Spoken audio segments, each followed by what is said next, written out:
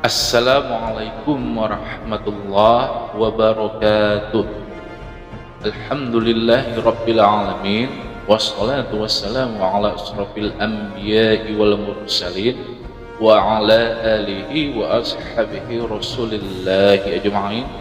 Amma ba'du, sahabat beriman rahimakumullah. Umat Islam mengenal adanya 25 nabi dan rasul. Salah satunya yaitu Nabi Nuh alaihi salam. Nabi Nuh merupakan nabi yang ketiga setelah Nabi Adam dan Nabi Idris alaihi salam bila kita tarik berdasarkan 25 nabi dan rasul. Dikutip dari kitab Ibnu Katsir tentang kisah para nabi, Nabi Nuh merupakan keturunan dari Nabi Adam alaihissalam yang ke-9, sehingga jarak antara masa Nabi Adam alaihissalam dengan Nabi Nuh menurut riwayat sahih ahli sejarah Islam adalah 10 abad lamanya. Banyak kisah Nabi Nuh alaihissalam yang dapat diceritakan. Salah satunya adalah kisah tentang bahtera Nabi Nuh alaihissalam yang merupakan kapal terbesar dan yang pertama sekali dibuat oleh manusia pada zaman itu.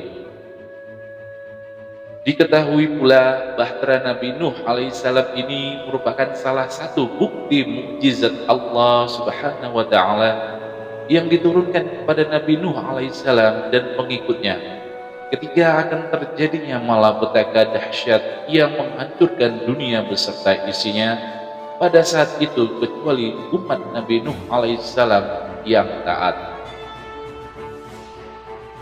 Ditegaskan ketika itu, kaum Nabi Nuh alaihissalam merupakan kaum yang sangat tercela dan menyimpang daripada jalan Allah subhanahu wa ta'ala, di mana pada awal mulanya umat manusia selalu menaati para nabi-nabi sebelumnya, yaitu Nabi Adam dan Nabi Idris alaihissalam.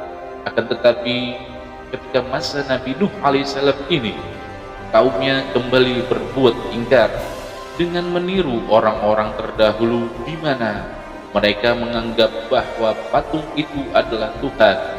Kemudian mereka menyembah patung-patung tersebut yang dianggap sebagai Tuhan mereka. Sahabat beriman semuanya, perlu diketahui patung-patung tersebut sebenarnya ialah merupakan representasi daripada orang-orang soleh yang menjadi pewaris dari Nabi Idris alaihissalam dalam menyebarkan agama Allah subhanahu wa ta'ala. Akan tetapi kaum Nabi Nuh alaihissalam justru salah menilai dan salah memahami serta menganggap roh Tuhan ada di dalam patung tersebut. Dan orang-orang saleh penerus Nabi Idris alaihissalam ini adalah representasi Tuhan menurut umatnya Nabi Nuh alaihissalam yang tersesat itu.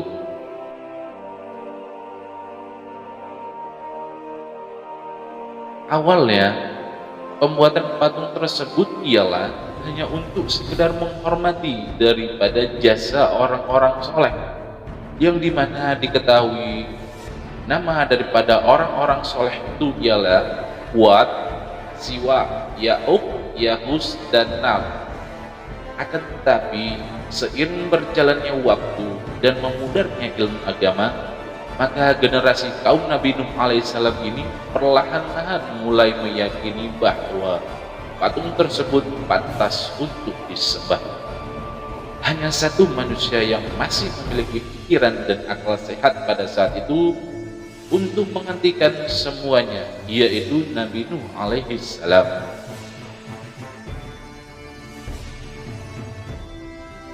Kemudian Allah subhanahu wa ta'ala mengangkat Nabi Nuh alaihissalam menjadi seorang nabi dan meneruskan risalah daripada kenabian sebelumnya, serta ditugaskan pula olehnya untuk membimbing kaumnya agar meninggalkan segala bentuk kesyirikan dan membebaskan kaumnya dari belenggu iblis laknatullah yang pada saat itu menghasut untuk terus menyembah atau mengakui patung-patung tersebut sebagai Tuhan mereka, serta membawa mereka kembali ke jalan yang benar dan dirahmati Allah subhanahu wa ta'ala. Jadi kepada sahabat beriman semua, dari sinilah awal muasal daripada penyembahan berhala pertama kali. Nabi Nuh alaihissalam merupakan nabi yang sangat istimewa pula. Oleh karena itu, salah satu daripada 114 surah Al-Quran merupakan surah khusus Nabi Nuh alaihissalam dengan nama surah yang sama, yakni nama beliau. Surah Nuh merupakan surat ke-71 di dalam Al-Quran, di mana surah ini tergolong sebagai salah satu surah Al-Maqiyah yang terdiri daripada 28 ayat. Sahabat beriman semuanya, sumber-sumber daripada ahli sejarah yang diriwayatkan oleh para ahli sahih menyatakan bahwa Nabi Nuh alaihissalam ini memiliki nama asli ialah Abdul Ghaffar atau Yashkur. Ya, sahabat beriman perlu digarisbawahi, nama asli daripada Nabi Nuh alaihissalam ini ialah Abdul Ghaffar atau Yashkur. Beliau merupakan putra daripada Lamik bin Matta.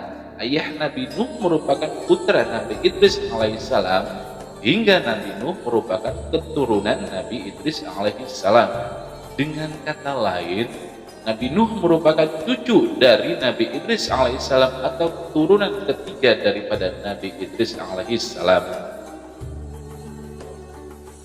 Nabi Nuh hidup di dunia diketahui sangatlah lama, yakni selama 950 tahun lamanya, di mana sahabat beriman semuanya, fakta ini bisa kita dasari, fakta ini bisa kita yakini, karena fakta ini didapat dari salah satu surah di dalam Al-Quran, yaitu surah Al-Ankabut ayat 14 yang artinya, dan sesungguhnya kami telah mengutus Nuh kepada kaumnya, maka ia tinggal di sana di antara mereka 1000 tahun kurang 50 tahun lamanya.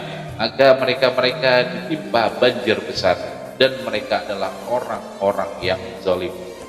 Nah, sahabat beriman, dari sini daripada salah satu surah Al-Quran ini, di mana surah Al-Ankabut ayat 14 ditegaskan bahwa usia Nabi Nuh itu 950 tahun.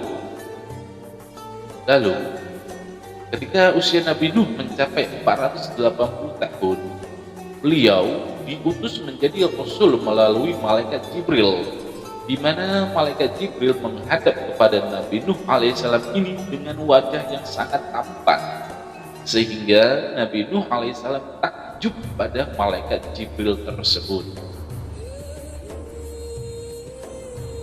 Ditegaskan pula, perintah pengutusan Nabi Nuh alaihissalam ini sebagai Nabi tertulis pada Al-Quran surat Nuh ayat pertama, yang artinya sesungguhnya kami telah mengutus Nuh kepada kaumnya dengan perintah, berilah kaummu peringatan sebelum datang kepadanya azab yang pedih. Sahabat beriman, ayat ini tidak hanya menyuratkan pengurusan Nabi Nuh alaihissalam, tetapi peringatan kepada kaumnya akan azab Allah yang teramat pedih yang akan datang. Malaikat Jibril kemudian memakaikan sebuah baju kebesaran yang disebut baju mujahidin. Ya, sahabat beriman, tolong disimak, tolong digarisbawahi, di mana Malaikat Jibril datang dan memakaikan sebuah baju kebesaran yang disebut baju mujahidin kepada Nabi Nuh alaihissalam. Kemudian melilitkan sorban kemenangan serta memberi Nabi Nuh alaihissalam ikat pinggang yang disebut Saiful Azmi. Kemudian seraya memberi pesan kepadanya, berilah peringatan kepada musuh Allah yang bernama Darmashil bin Kumail bin Jid bin Qabil bin Adam. Nabi Nuh kemudian mematuhi perintah malaikat Jibril. Nah, sahabat beriman, di sini perlu digarisbawahi, daripada perintah ini ada tersebut nama si Qabil bin Adam. Jadi di edisi sebelumnya sudah kita bahas perihal si Qabil ini.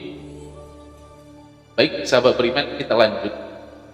Jika dilihat dari telusuran namanya, Darmasil ini merupakan keturunan daripada Nabi Adam alaihissalam yang keempat, sekaligus merupakan raja dan pemimpin yang sangat zalim pada saat itu. Darmasil ini merupakan manusia pertama yang membuat arak dan yang meminumnya. Ya, sahabat beriman, pertama sekali yang membuat arak itu manusia itu namanya Darmasil. Darmasil ini keturunan daripada si Qabil. Dan diketahui pula, Darmasil ini juga merupakan manusia pertama yang berjudi dan yang membuat baju hiasan emas, di mana emas merupakan material yang tidak seharusnya digunakan oleh para lelaki. Ya, sahabat beriman, daripada cerita di sini kita bisa mengutip sejarah asal usul arak siapa, asal usul perjudian bagaimana siapa.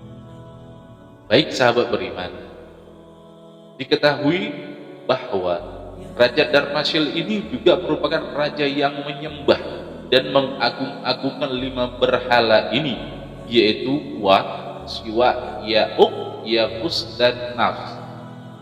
Perbuatan Darmasil ini sudah sangat zalim dan sangat ingkar, sehingga Allah memberikan peringatan yang sangat keras, yang mana Allah menyampaikannya itu melalui malaikat Jibril untuk diteruskan kepada Nabi Nuh alaihissalam. Dan Nabi Nuh alaihissalam ini diutus untuk menyampaikan langsung kepada Raja Darmasil tersebut. Diketahui pula, Nabi Nuh alaihissalam terus berdakwah kepada umatnya, khususnya kepada keluarganya, yang tidak luput pula daripada perbuatan zalim dan menyesatkan itu, yang dimana keluarga daripada Nabi Nuh ini ada pula yang menyembah berhala itu. Dan ditegaskan pula, selama 5 abad semenjak beliau diutus menjadi nabi, maka Nabi Nuh alaihissalam ini hanya memiliki 70-80 orang pengikut saja, di mana pengikut tersebut terdiri daripada orang-orang yang biasa, yang bukan berasal daripada keluarga kaya dan terhormat, atau bukan dari keluarga yang terpandang. Ya sahabat beriman, pengikutnya Nabi Nuh ini selama 5 abad hanya 70-80 orang saja. Itu pun hanya daripada golongan orang-orang yang biasa. Hal ini menyebabkan kaum Nuh yang terdiri dari orang-orang terpandang dan kaya yang tidak suka berdekatan bahkan bersama-sama pengikut Nabi Nuh yang miskin tersebut. Karena disitulah awal mula juga terjadinya kesenjangan sosial. Ada perbedaan antara si kaya dan si miskin. Nah, di cerita Nabi Nuh alaihissalam inilah juga bisa kita petik pelajaran daripada pertama sekali pula adanya kesenjangan sosial. Lalu ditegaskan pula, kaum Nabi Nuh alaihissalam tersebut selalu mencemooh dan menghina Nabi Nuh alaihissalam serta pengikutnya yang daripada golongan orang-orang yang biasa, di mana penolakan dan penghinaan terus terjadi, tidak hanya dari kaumnya saja, namun juga dari kalangan keluarganya pula. Nah, sahabat beriman, perlu digarisbawahi, bahkan istri dan putranya Nabi Nuh alaihissalam ini, di mana putra beliau yaitu si Kan'an, juga secara terang-terangan menolak dan menentang ajaran dari Nabi Nuh alaihissalam ini. Yang lebih parah lagi, istri dan anaknya Nabi Nuh ini, mereka mempengaruhi orang lain untuk tidak mengikuti daripada ajaran Nabi Nuh alaihissalam. Na'udzubillah min dzalik, summa na'udzubillah. Ya sahabat beriman, istri sendiri, anak sendiri malah menentang. Lebih parahnya lagi, dia memprovokasi agar orang-orang itu tidak mengikuti ajaran daripada Nabi Nuh alaihissalam ini. Bisa dibayangkan begitu sakitnya sahabat beriman. Dan ditegaskan pula, kaumnya Nabi Nuh pada saat itu tidak percaya bahwa Nabi Nuh alaihissalam ini adalah utusan Allah subhanahu wa ta'ala, dan meyakini bahwa Nabi Nuh alaihissalam ini hanyalah manusia biasa, tidak memiliki kekuatan, tidak memiliki kelebihan apapun, bahkan tidak memiliki harta yang lebih banyak, dibanding mereka, dan mereka pula mengatakan bahwa Nabi Nuh alaihissalam ini telah berdusta. Sungguh sangat-sangat luar biasa zolimnya kaumnya Nabi Nuh ini, di mana mereka juga selalu merendahkan Nabi Nuh alaihissalam ini. Bahkan lebih daripada itu, mereka pula selalu ingin mengusir Nabi Nuh alaihissalam.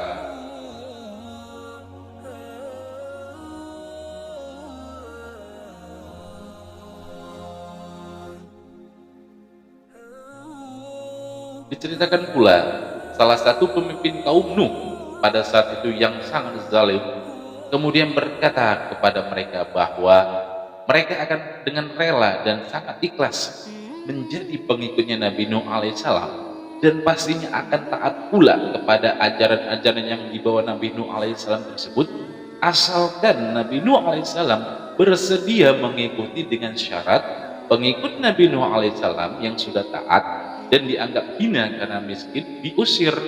Lalu Nabi Nuh dengan tegas menolak persyaratan ini karena tidak ingin meninggalkan umatnya. Ya, sahabat beriman, sudah zalim, culas dan sangat licik sekali umat-umatnya Nabi Nuh alaihissalam pada saat itu. Bertubi-tubi rintangan, bertubi-tubi cobaan yang dihadapi Nabi Nuh alaihissalam. Mendengar jawaban Nabi Nuh alaihissalam ini, para pemimpin kaumnya yang zalim pada saat itu justru merasa kesal dan balik menantang Nabi Nuh alaihissalam, di mana ditegaskan mereka meminta Nabi Nuh alaihissalam untuk segera mendatangkan azab bagi mereka bila memang mereka telah berbuat zalim dan durhaka kepada Allah Subhanahu wa taala. Sebagai bukti bahwa Nabi Nuh memang benar adanya merupakan utusan Allah Subhanahu wa taala untuk membawa kaumnya ke jalan yang benar. Sudah zalim, culas, licik, menantang pula. Inilah dahsyatnya daripada cobaan Nabi Nuh alaihissalam menghadapi umatnya saat itu. Sahabat beriman,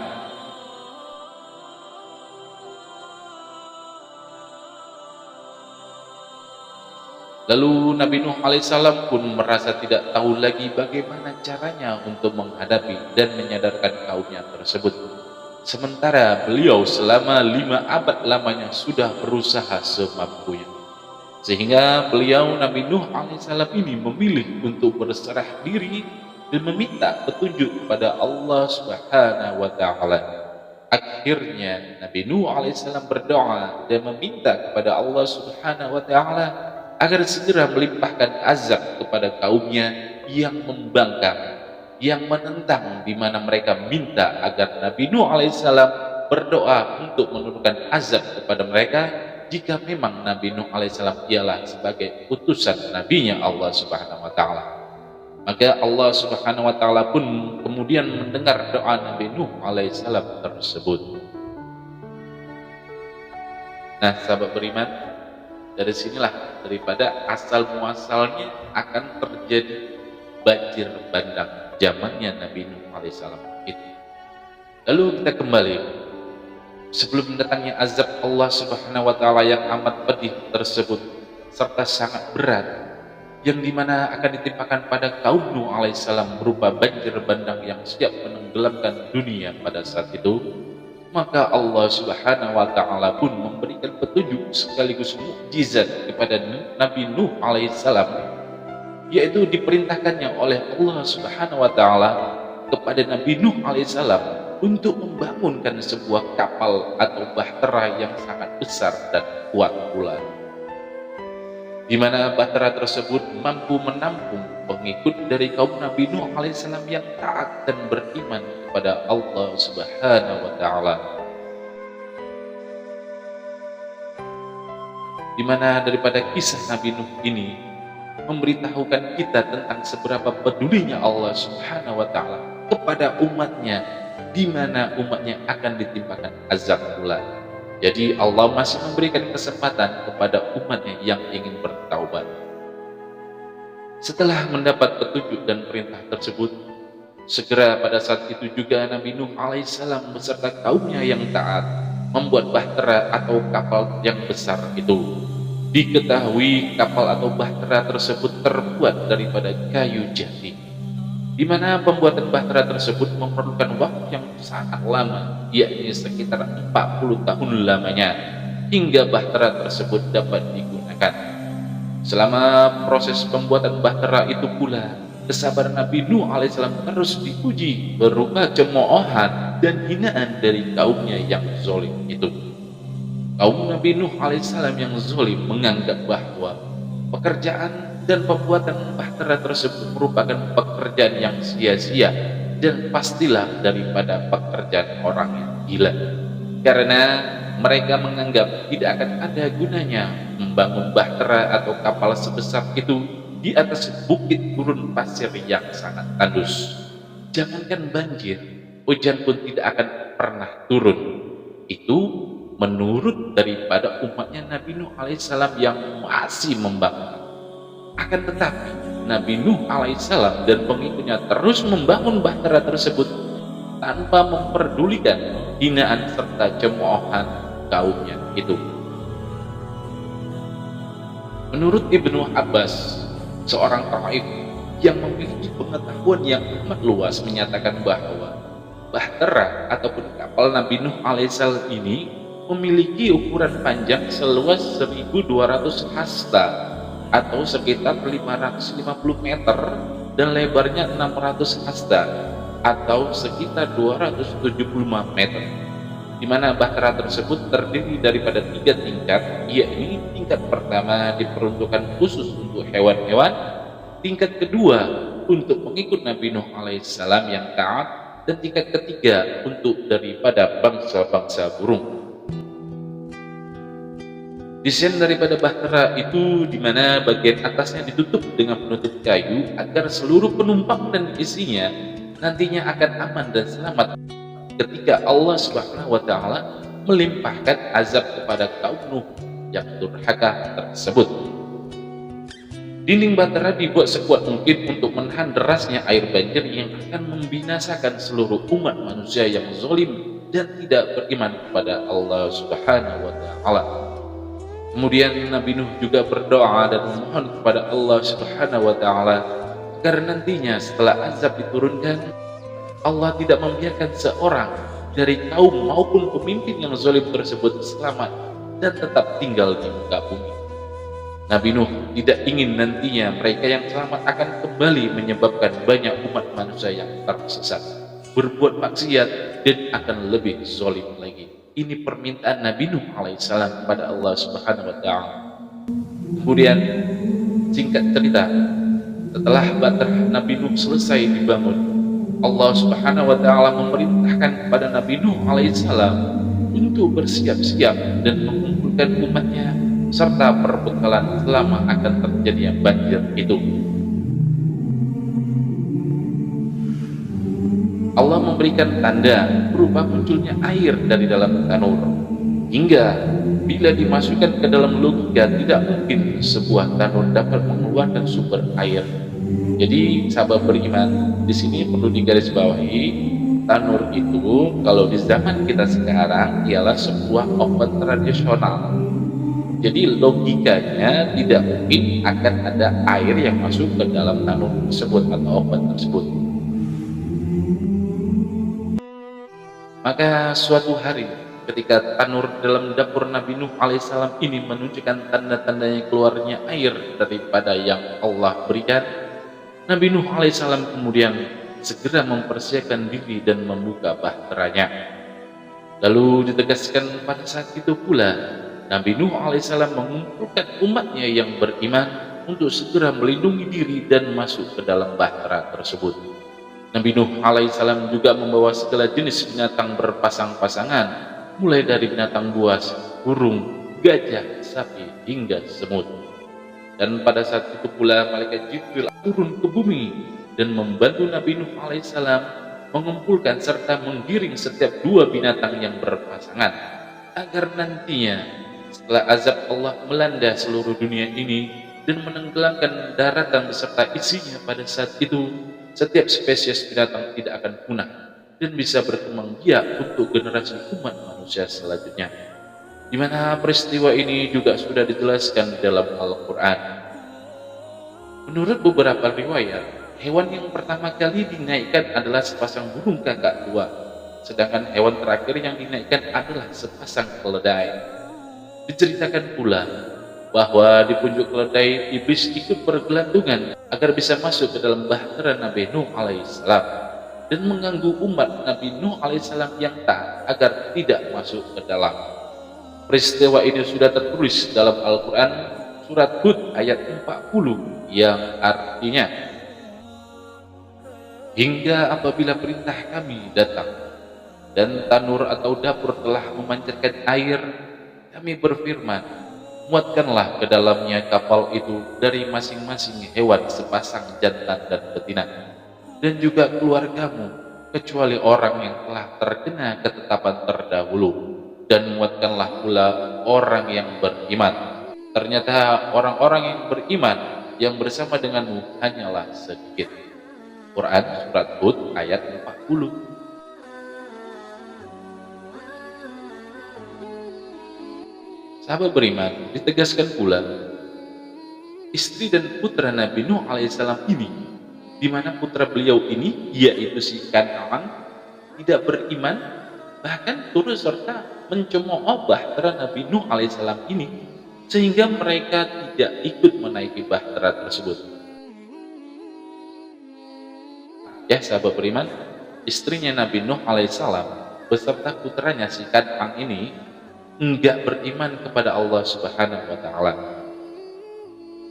Lalu hanya ada sekitar 80 orang mukmin yang masuk ke dalam bahtera Nabi Nuh alaihissalam ini.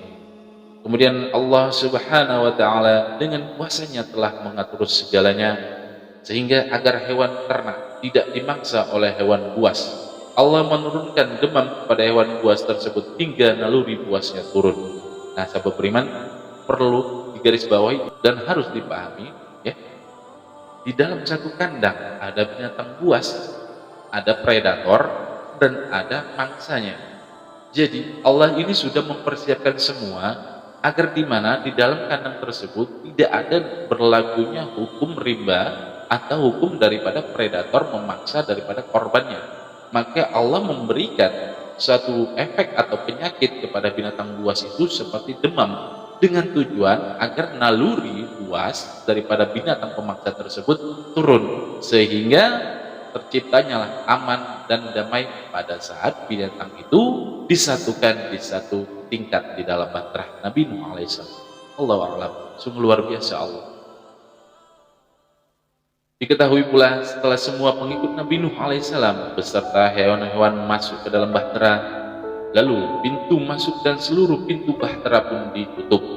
Dengan kuasa Allah Subhanahu wa taala, pemilik langit dan bumi, maka turunlah air hujan dari langit dan memerintahkan pula bumi mengeluarkan air dari berbagai penjuru dan celah-celah bumi. Allah memerintahkan malaikat untuk menurunkan air hujan. Allah juga memerintahkan bumi untuk mengeluarkan air dari dalam perutnya. Subhanallah. Seluruh celah bumi seolah seperti mata air yang mengeluarkan air dengan sangat deras tanpa hentinya pada saat itu. Dan ditegaskan pula pada saat itu air hujan yang sangat deras terjadi dan belum pernah terjadi selama bumi diciptakan. Termasuk pula sesudahnya sampai sekarang tidak pernah terjadi hujan deras dengan begitu hebatnya. Air lautan kemudian bergejolak dan ombak dahsyat menerpa serta menyapu bumi beserta isi. Dalam sekejap saja debit air semakin meninggi dan terjadilah air bah yang begitu dahsyatnya yang membanjiri permukaan bumi pada saat itu. Seluruh permukaan bumi dipenuhi dengan air sehingga seluruh isinya tenggelam beserta kaum Nabi Nuh alaihissalam yang zalim. Bumi tenggelam dalam air sampai permukaan bumi tertinggi untuk pertama kalinya dan tidak pernah terjadi lagi sampai saat ini. Itulah azab berupa bencana yang Allah Subhanahu wa taala kepada kaum Nabi Nuh alaihissalam yang diturunkan, yang sudah sangat menyimpang daripada jalan Allah Subhanahu wa taala dan telah berbuat musyrik kepada Allah Subhanahu wa taala. Sahabat beriman, tadi sudah kita sedikit bahas bahwa istrinya Nabi Nuh beserta putranya yang bernama Kan'an itu termasuk orang-orang yang zalim. dan tidak mau masuk ke dalam bahteranya Nabi Nuh alaihissalam. Di mana ditegaskan di sini Nabi Nuh alaihissalam dikaruniai 4 orang putra, yaitu putra tertua bernama Kan'an, kemudian yang kedua bernama Yafith, Sam, dan Ham. Putra tertua Nabi Nuh alaihissalam inilah merupakan anak yang sangat zalim dan sangat durhaka kepada Nabi Nuh alaihissalam. Ya, sahabat beriman, perlu digarisbawahi si Kan'an ini dia menyembunyikan rasa benci kepada Nabi Nuh alaihissalam ini selaku ayahnya sendiri, dan mula-mulanya berpura-pura beriman. Bahkan dia dan ibunya yang merupakan istri Nabi Nuh alaihissalam ini sering menghina dan mencemooh Nabi Nuh. Kisah Nabi Nuh ini cukup sedih untuk dibaca, karena bukan hanya dari umatnya saja, dari keluarganya, bahkan istrinya dan anaknya yang paling besar, di mana anak paling besar sebagai tulang punggung dan harapan bagi orang tua, itu pula menjadi penghalang. Sungguh sangat-sangat menyakitkan serta menyedihkan. Lalu di saat itu, ketika Nabi Nuh alaihissalam mengumpulkan seluruh umatnya, beliau teringat akan putra tertuanya, yaitu si Kan'an. Beliau meminta agar Kan'an naik ke bahtera bersama pengikutnya yang lain. Namun dengan angkuhnya Kan'an menolak dan tetap pada pendiriannya, di mana dia tidak ingin beriman kepada Allah Subhanahu wa taala. Di mana oleh karenanya itu Kan'an termasuk golongan orang-orang yang merugi dan tidak akan diselamatkan oleh Allah Subhanahu wa taala. Na'udzubillah. Sahabat beriman semuanya, ditegaskan ketika air bah sudah mulai meninggi, Nabi Nuh sebagai seorang ayah terus membujuk sang anak agar menaiki bahtera, dan berkatalah Nabi Nuh, "Hai anakku, naiklah ke kapal ini, naiklah ke bahtera ini agar engkau selamat daripada azab Allah Subhanahu wa taala, dan janganlah engkau masuk ke dalam golongan orang kafir." Quran surat Hud ayat 43. Akan tetapi sahabat beriman semuanya, si Kan'an ini justru menganggap bahwa bencana tersebut merupakan peristiwa alam yang biasa. Begitulah sahabat beriman, jika Allah sudah menutup pintu hati hambanya, maka siapapun tidak akan pernah bisa merubahnya. Di mana Kan'an pada saat itu menjawab dengan angkuhnya kepada Nabi Nuh alaihissalam selaku ayahnya, "Aku akan mencari perlindungan ke gunung yang dapat memeliharaku dari air bah ini." Dan dijawab pula oleh Nabi Nuh alaihissalam, "Tidak ada yang dapat melindungi hari ini dari azab Allah Subhanahu wa taala selain Allah saja yang Maha Penyayang." Di mana percakapan Nabi Nuh alaihissalam ini beserta si Kan'an tersebut termuat di dalam Al-Quran surat Hud ayat 43. Nah, sahabat beriman, untuk lebih jelasnya boleh sahabat beriman buka Quran, ambil Quran di mana surat Hud ayat 43. Disitulah terjadi dialog atau percakapan semasa terjadinya bencana banjir tersebut. Ditegaskan banjir kemudian semakin meninggi, dan Kan'an tetap tidak mau masuk ke dalam kapal, dan dia tetap menyelamatkan diri dengan cara berenang menuju puncak gunung yang belum tersentuh air pada saat itu. Kan'an menganggap bahwa air tidak akan sampai ke puncak gunung tersebut. Namun dugaannya ternyata salah besar. Air banjir bahkan menenggelamkan puncak gunung tertinggi itu sekalipun.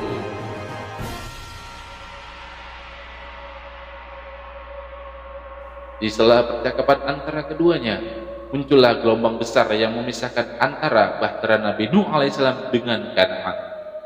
Seketika Kan'an lenyap daripada penglihatan Nabi Nuh alaihissalam.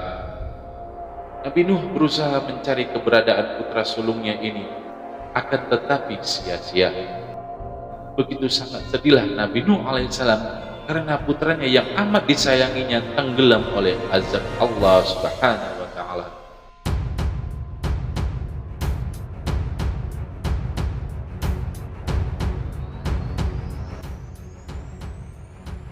Ditegaskan pada saat itu, di saat Kan'an tenggelam, Nabi Nuh alaihissalam sempat memohon kepada Allah Subhanahu wa taala agar putranya diselamatkan. Karena Nabi Nuh mengingat bahwa Allah telah menjanjikan keselamatan bagi seluruh keluarganya. Nabi Nuh alaihissalam kemudian bertanya-tanya, mengapa putranya ini tidak selamat daripada azab Allah tersebut? Dan Allah pun menjawab bahwa putranya telah durhaka dan bukan termasuk keluarga yang dijanjikan Allah Subhanahu wa taala untuk selamat daripada azab itu. Percakapan antara Nabi Nuh alaihissalam dan Allah Subhanahu wa taala dimuat pula dalam surat Hud yang artinya, ya Tuhanku, sesungguhnya anakku termasuk keluargaku, dan sesungguhnya janji engkau itulah yang benar, dan engkau adalah hakim yang seadil-adilnya. Quran surat Hud ayat 45. Kemudian Allah Subhanahu wa taala menjawab, hai Nuh, sesungguhnya dia bukanlah termasuk keluargamu yang dijanjikan akan selamat. Sesungguhnya perbuatannya perbuatan yang tidak baik. Sebab itu janganlah kamu mohon kepadaku sesuatu yang kamu tidak mengetahui hakikatnya. Sesungguhnya aku memperingatkan kepadamu supaya kamu jangan termasuk orang-orang yang tidak berpengetahuan. Quran surat Hud ayat 46. Ya sahabat beriman, boleh nanti disimak dibaca Qur'annya mulai ayat 45 sampai 46 daripada surat Hud. Baik sahabat beriman, kita kembali lagi. Nabi Nuh alaihissalam kemudian menyadari kesalahannya dan segera pula pada saat itu memohon ampun kepada Allah Subhanahu wa taala. Lalu Nabi Nuh alaihissalam pun mengikhlaskan kepergian putranya dan istrinya itu, yang dimana putra dan istrinya tersebut sangat zalim serta seluruh umatnya yang tidak percaya padanya dan lebih memilih menyembah berhala yang merupakan perbuatan musyrik yang sangat tidak disukai oleh Allah Subhanahu wa taala.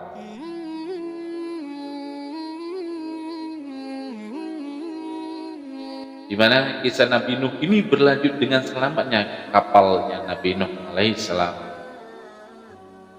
Lalu dikisahkan, sementara Allah menenggelamkan seluruh permukaan bumi dari manusia, pohon, bahkan sampai melebihi puncak gunung saat itu, Allah Subhanahu wa taala memberikan perlindungan dan memelihara bahtera Nabi Nuh alaihissalam yang berlayar, di mana saat itu ditegaskan di mana bahtera Nabi Nuh alaihissalam itu berlayar selama 150 hari di lautan tanpa batas sampai air banjir reda bersama umat mukmin yang beriman di dalamnya. Sahabat beriman, perlu digarisbawahi, banjir tersebut, azab tersebut terjadi selama 150 hari lamanya. Kapal Nabi Nuh alaihissalam pun terus berlayar hingga kaum Nabi Nuh alaihissalam yang zalim tidak lagi tersisa. Setelah seluruh kaum Nabi Nuh alaihissalam yang zalim tenggelam oleh banjir bandang tersebut, kemudian Allah Subhanahu wa taala memerintahkan bumi untuk menghisap kembali seluruh air dan memerintahkan langit untuk menghentikan hujan deras. Maka surutlah air bah tersebut yang telah menenggelamkan bumi pada saat itu dan tidak menyisakan satupun daripada kaum Nabi Nuh alaihissalam yang zalim, di mana kaum Nabi Nuh alaihissalam yang zalim tersebut tidak pernah selamat.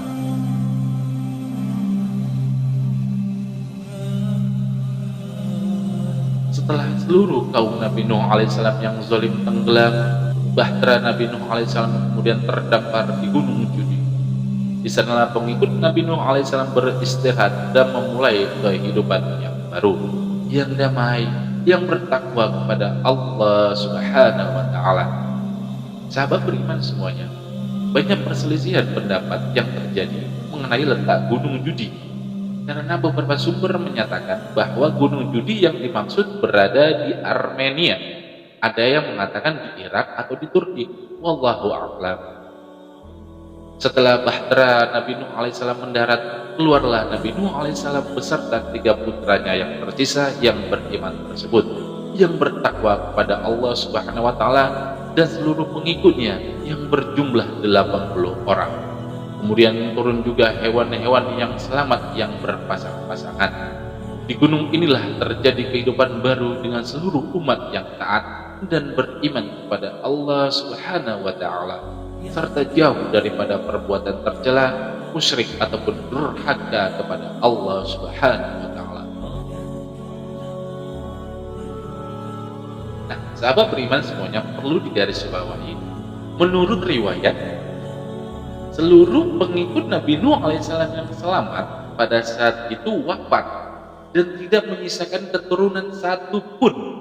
Yang tersisa hanyalah putra-putra dari Nabi Nuh alaihissalam yang berjumlah 3 orang tersebut, yakni si Yafis, Sam, dan Ham, yang dimana pula daripada keturunan anak-anaknya Nabi Nuh alaihissalam inilah yang memiliki keturunan selanjutnya, hingga didapatkan kesimpulan bahwa seluruh umat manusia di muka bumi ini sekarang ini merupakan keturunan daripada anaknya Nabi Nuh alaihissalam yang terbagi menjadi 3 keturunan, di mana ditegaskan anak Nabi Nuh alaihissalam yang bernama si Yafid melahirkan keturunan bangsa Rum atau Romawi dan kini berkembang pesat menjadi bangsa Eropa.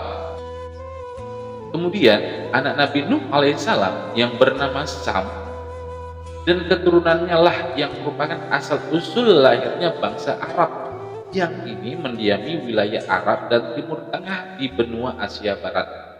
Serta putra Nabi Nuh alaihissalam ini yaitu si Ham menghasilkan keturunan bangsa Habsyah yang kini keturunan bangsa Afrika yang mendiami wilayah benua Afrika.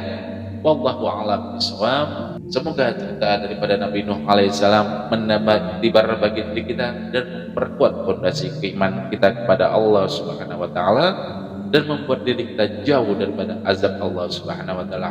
Amin ya Allah ya rabbal alamin. Subhana rabbika rabbil izzati amma yasifun. Wassalamun alal mursalin. Walhamdulillahi rabbil alamin.